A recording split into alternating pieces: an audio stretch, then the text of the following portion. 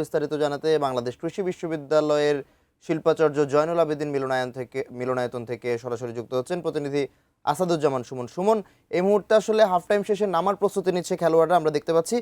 কি অবস্থা দেখছেন সেখানকার দর্শকদের, তারা কেমন উপভোগ করছেন আজকের খেলা?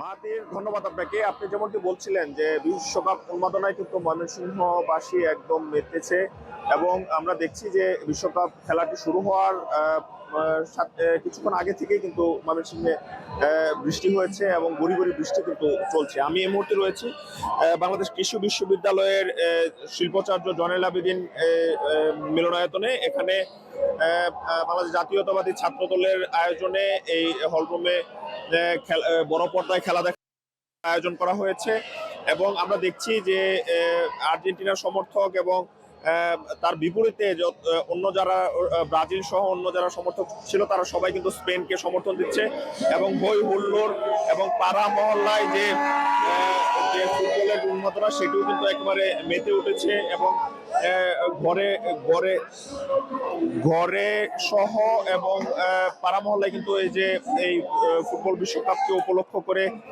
রান্না বান্না এবং পারিবারিক ভোজের আয়োজন করা হয়েছে। আমরা দেখছি যে খেলার মধ্যবর্তী সময় চলে গেলেও কিন্তু এখন পর্যন্ত কোনো গোল পায়নি, তবে আর্জেন্টিনা বাজে খেলছে এমনটি কিন্তু আর্জেন্টিনার সমর্থক যারা রয়েছেন তারাও আমাদেরকে জানিয়েছেন যে জেলার বিভিন্ন স্থানে এটি রয়েছে। আমরা দেখছি যে এই যে ময়মনসিংহে যে গুড়ি গুড়ি বৃষ্টি হচ্ছে, এই বৃষ্টির কারণে কিন্তু কিছুটা যে এই ফুটবল খেলার যে উন্মাদনা সেটিতে কিছুটা ভাটা পড়েছে। ময়মনসিংহের যে সবচেয়ে বড় আসর যেখানে জমে সেটি হচ্ছে টাউন হল চত্বরে। সেখানে কিন্তু আমরা দেখছি মানুষ বৃষ্টিতে ভিজে খেলা দেখছেন এবং সেখানে দাঁড়ানোর জায়গা নেই এমন একটি অবস্থা।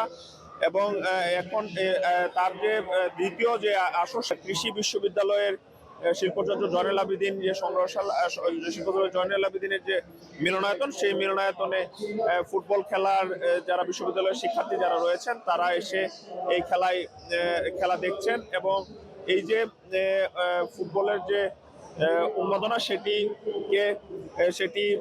এই কৃষি বিশ্ববিদ্যালয়ের শিক্ষার্থীরা ধারণ করছে।